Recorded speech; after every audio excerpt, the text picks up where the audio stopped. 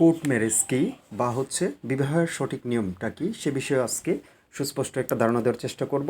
তো আমরা প্রচলিতভাবে অনেকেই জানি যে হচ্ছে বিভিন্ন সময় শুনে থাকি যে এরকম ব্যক্তি কোর্ট ম্যারেজ করেছে বা কোর্ট থেকে বিবাহ করেছে। তো বাস্তবিক পক্ষে হচ্ছে আইনে কোর্ট ম্যারেজ নামে কোনো শব্দ নেই। বিবাহ নিবন্ধন এবং তালাকের একমাত্র স্থান হচ্ছে কাজী অফিস। তিনিই হচ্ছে বিবাহ নিবন্ধন করবেন এবং হচ্ছে তালাক নিবন্ধন করবেন। কিন্তু আমরা যে প্রচলিতভাবে শুনে আসতেছি কোর্ট ম্যারেজ, তাহলে সেই বিষয়টা কি? সেই বিষয়টা হচ্ছে হলফনামার মাধ্যমে নোটারি করা। তো সেই বিষয়টা কিন্তু বিয়ে না, জাস্ট বিয়ের একটা ঘোষণা। তো এই হলফনামার যে বাংলা অর্থ বা ইংলিশে বলা হয় এফিডেভিট, বাংলায় বলা হয় হলফনামা।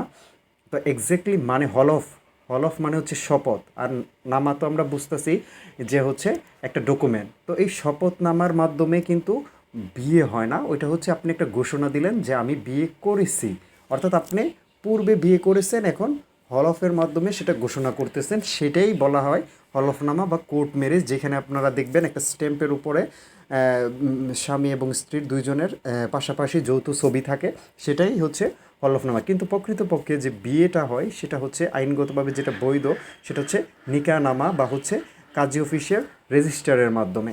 তো কাজী অফিসেই হচ্ছে বিয়ে করতে হয় এবং তালাক নিবন্ধন করতে হয়।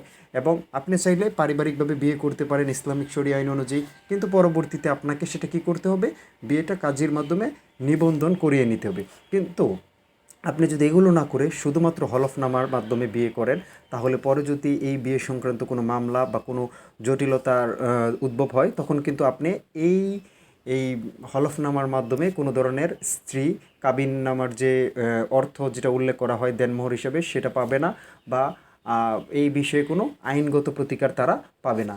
যদিও তাদের বিয়ে ইসলামিক শরীয় অনুযায়ী ধরে নেওয়া যেতে পারে যে সঠিক, কিন্তু আইনগত প্রতিকার বা অধিকার দাবি করতে হলে অবশ্যই অবশ্যই সেটা হচ্ছে নিকাহনামা, যেটা বিবাহ রেজিস্ট্রারের কাছে গিয়ে, যেটাকে আমরা কাজী অফিস বলি, কাজী অফিসে গিয়ে হচ্ছে নিবন্ধন করে নিতে হবে।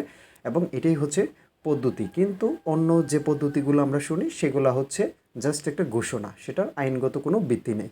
আশা করি এই বিষয়ে আপনাদের ধারণাটা আজকে হচ্ছে সুস্পষ্ট হয়েছে। যদি আগে না জেনে থাকেন, ভিডিওটি ভালো লাগলে চ্যানেলটিকে সাবস্ক্রাইব করবেন এবং ভিডিওটি একটি শেয়ার করে দেবেন।